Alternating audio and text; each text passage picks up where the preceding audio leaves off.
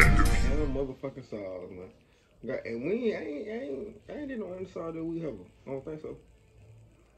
Anyway, but how y'all Friday going? I just did a previous video, you feel me? So I really don't got too much to say, you feel me? I said it on the last video at the end, so if y'all didn't see the last video, y'all gotta shit, bro. I'm tired of saying the same shit over and over. I just said not even 5 minutes ago. Cause I just turned the video off. And we want people to see how amazing he is and will forever be. We loved our son beyond measures, and our hearts are broken. He cared more than anyone I've ever met, and that's why I love him so much, because he reminds me of my daddy. Elijah DeWitt was loved by almost everyone. He was a star football player, a loving family guy, and a boyfriend much wiser than his age. But there were two people who didn't love him. Two niggas. October 2022, that ended in the worst way imaginable. Two niggas. How did Elijah lose his life that fateful night? And why? Did his killers face any justice? And what is Elijah's family doing today? This is the full story of Elijah DeWitt. It was a quiet night on October 5th, 2022 in Lawrenceville, 30 miles northeast of Atlanta, Georgia. Elijah DeWitt and his girlfriend, Bailey. He gotta be in Georgia. Man, that's some shit. I'm surprised I ain't hear about this story. Well, I don't hear about every story. Shit, I don't watch the news like that for real. Only like my way though. What part though? It was a quiet night on October 5th, 2022 in Lawrenceville, 30 miles northeast of Atlanta, Georgia. Oh. Yeah, that's Atlanta. I'm tripping. It's Georgia. I'm from Georgia, but for the dumb motherfucker that think Atlanta, Georgia, like they're two separate things. Same. Well, though, listen, the city is Atlanta, the state is Georgia. It's two different fucking things, y'all. Y'all, they dumb ass be putting together, bro. Bro, I'm not from Atlanta, bro. I ain't gonna say where I'm from. I'm from Albany, Georgia. Tilton, Georgia. You feel me? I'm not from Atlanta. Dumb ass niggas be saying. I hate when niggas be saying that shit. That shit be getting on my nerves, Elijah bro. was only 18 and Bailey was 20, but they'd been together for 5 years. They were certain they had found their other half. The plan that night was to play games and have dinner at the Dave & Buster's arcade in the Sugarloaf Mills Mall. They had gone on a double date with their friends, Oscar and Angel. Before they could play any games though, Elijah gave Bailey his credit card so she could buy their food from the mall. He gave Bailey a kiss and waited in the parking lot while Bailey went inside with Angel. The four friends had only been at the mall for 15 minutes. When Bailey and Angel got worried, they couldn't find Elijah and Oscar anymore. They called them multiple times before Oscar finally answered. Oscar was in a panic. He could barely talk. The only thing he told Angel was outside. When Bailey returned to the parking, she saw everything red. The two girls rushed to Oscar, who was on his knees next to his friend. Elijah was on the ground, on his back. At first, Bailey didn't even understand what was happening. She'd gone into a state of shock. She remembers the moment she saw Elijah lying on the ground, motionless. You're screaming in the moment because you're in shock. So it's like a scream that you don't try to do, it's just coming out. The last word that 18-year-old Elijah whispered was help. I run over to Elijah and he's on the ground and I go right over to him. I checked his pulse and I got freaked out because there was nothing going on there. Some sweet lady came around the corner and said, baby, he just got shot. Calm down. We called 911. They're already on their way. No one should watch their loved one pass away like that. And no one should be brutally unalived at the age of 18. Now, why the fuck they try to rob me? They're calling you right now. I bet you they tried to rob. Weapon of Dave & Buster's in Lawrenceville. Gentlemen, Indeed, Elijah DeWitt was pronounced dead that night. Elijah was only 18, but he was a star receiver from Jefferson High School's football team. He was nicknamed Eazy-E by NFL star Cam Newton. The night before his death, Elijah was... Bitch, by who? And it's all. Baby. It better be good. It better be because he played football. I can see that. But we all know who the fuck Eazy-E is.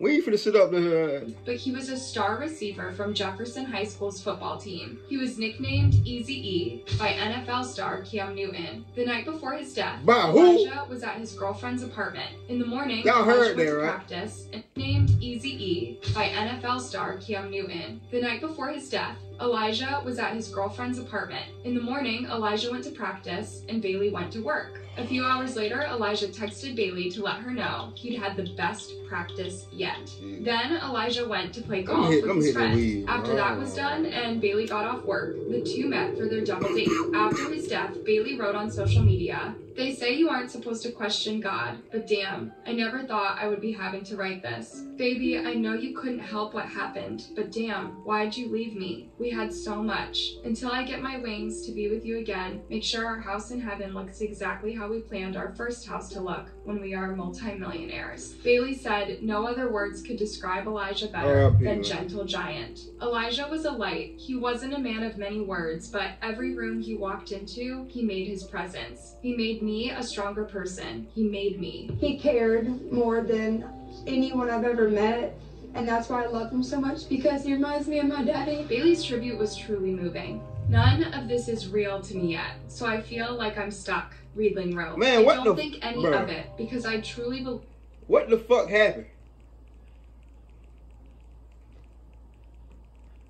In a long act dream. I'm waiting be for you to patient. text me, call me back, or snap me. Elijah, I need you with me. I need you here to tell me if I'm being dramatic. I need you here to give me a hug, even when I don't want a hug. To kiss me, tell me everything is going to be okay. To tell me to come inside and just lay in bed when I mentally or physically don't feel good. I need you here as protection when I'm scared. Elijah's candlelit vigil on October 11th had 100 people gathered. Jefferson High School here is where Elijah DeWitt made his mark, and his impact on the entire community is evident by the number of people who showed up for his vigil. Everyone was in tears, shock, or disbelief. We feel a very, very big lonely void. Elijah's mother, Dawn Erowitz, said, "Definitely the worst day of my life. His life just came completely screeching to a halt in seconds." We loved our son beyond measures, and our hearts are broken. Erowitz said that her son's one and only passion was football. He strived to be #1 and was working hard to go D1. Now he'd been unalived on his father's birthday. Moment of me personally, Butter look like the type of motherfucker you see on the field, you go the other way.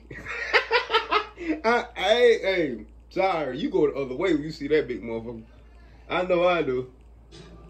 Wait a minute, I need to check on what time he's coming home and realizing I will not make that text again.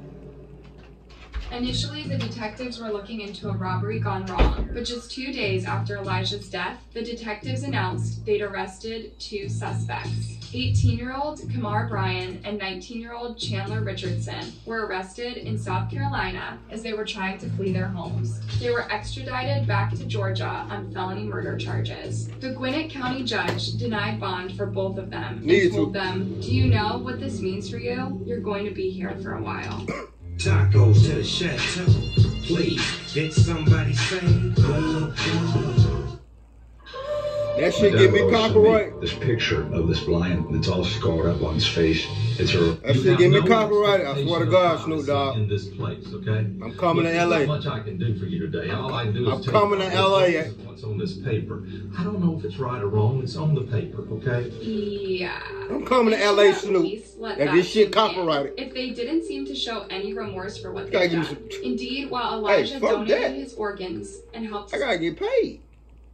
So better hold this shit in copyright, Snoop Dogg. Man, you gonna be.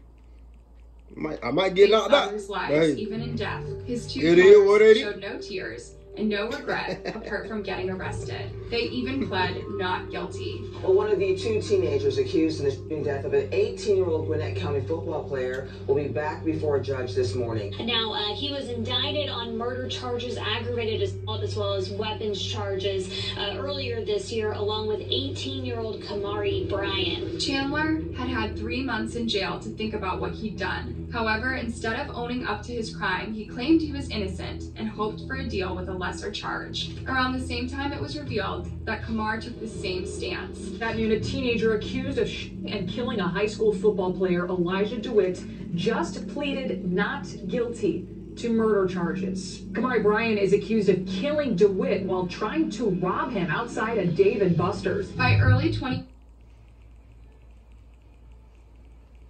This is my first time hearing. I probably walked out. I had used the bathroom right quick. I ain't gonna lie. I had to piss. I was trying to hurry up and wash my hands and all that. But I said that before I said that before I left, bro. 23, an interesting clue was revealed. Chandler and Kamar knew Elijah. However, they were not friends. The two had met Elijah just a few days before they decided to take his life. According to a detective, they were approached by 3 individuals who asked the victim if they had any marijuana they could purchase. This happened on October 3rd. On October 5th, Chandler and Kamar were at the mall looking... I ain't gonna cut. It ain't good. It ain't good to get... No, man. I'm gonna shut up. For people to rob. That's when they noticed Elijah with his friend Oscar waiting for their girlfriends in the parking lot. They noticed the victim standing. This happened on October 3rd. On October 5th, Chandler and Kamar were at the mall looking for people to rob. That's when they noticed Elijah with his friend Oscar waiting for their girlfriends in the... I'm trying to see could that look like the place I parking lot. They noticed the victim standing inside with his friends. They were going back and forth and basically they were looking for people in the mall to rob. Brian removes the handgun from his waistband and begins to raise his right hand, point the gun at the victim's chest, and then the trigger is pulled. Elijah tried to fight them off when he realized what was happening, but of course... When I went to the mall, nigga, I had bags, nigga, out the air, and I had my motherfucking FN, and I had my Glock with me. I had one in my coat and one of my motherfucking what's now. You could barely see my shit. Like, and, you know, some people know me in real life. Like, I have my shit on me and you wouldn't even know I got my shit on me. You know what I'm saying? But my shit on me, but you don't know what it said on me. You feel me? You know what I'm saying? I would have hit that with that John Wick so fast.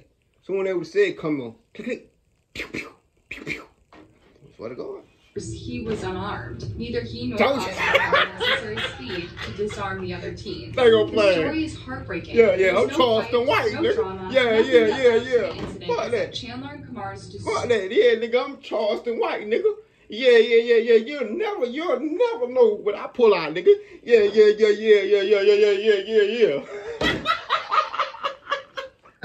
Worldview. Whether they genuinely disliked Elijah after the deal 2 days prior, or he was just at the wrong place at the wrong time, that will remain a mystery. Dozens of the victim's friends and family members were in court, including his mother and sister. They listened intently to the proceedings. Kamar and Chandler are facing life in prison for their stupid decision. Hopefully, life imprisonment will give them enough time to find an ounce of remorse for taking an innocent life. But they are not the only people Elijah's family is holding responsible.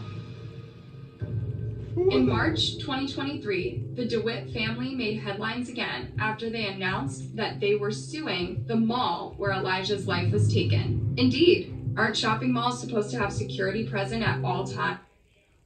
That too, though. She right.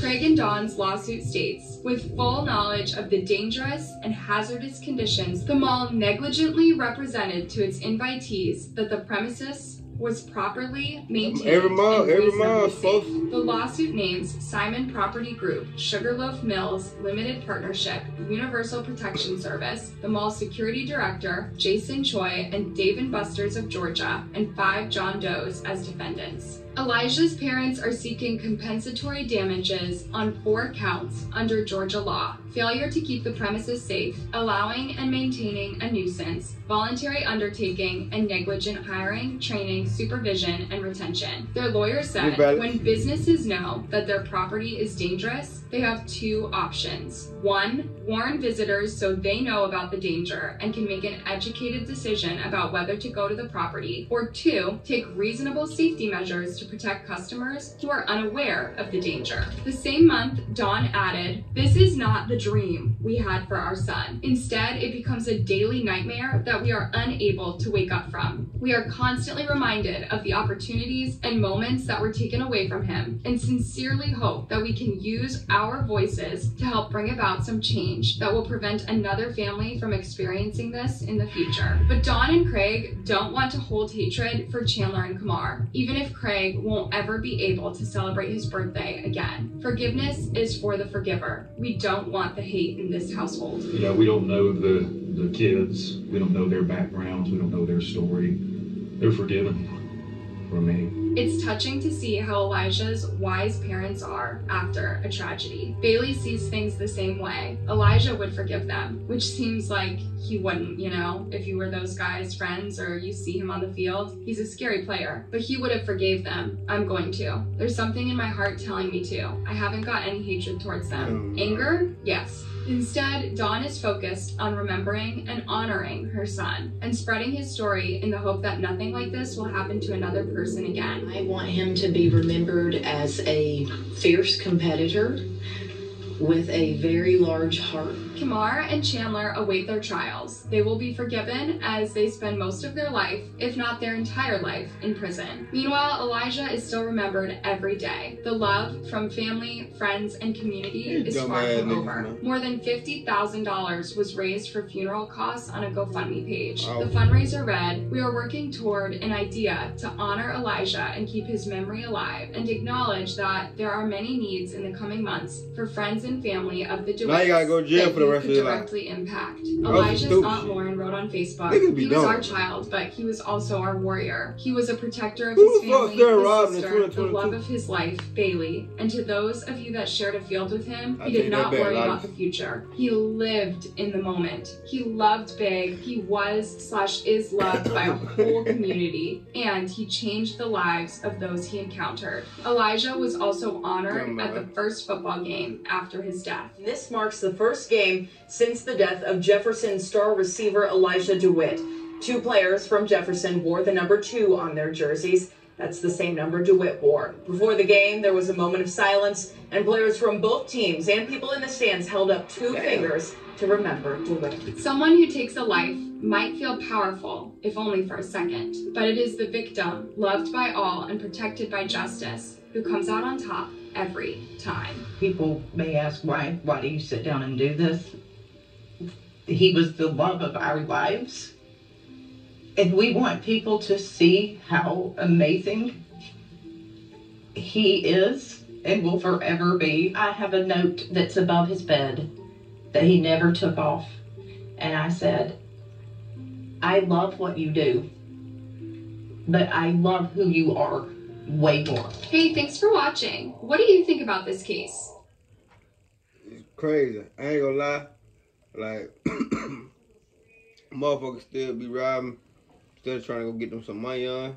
They trying to be done young like a dumbass. Trying to just go to jail for life over stupid shit. That man could have been to the goddamn parole right now.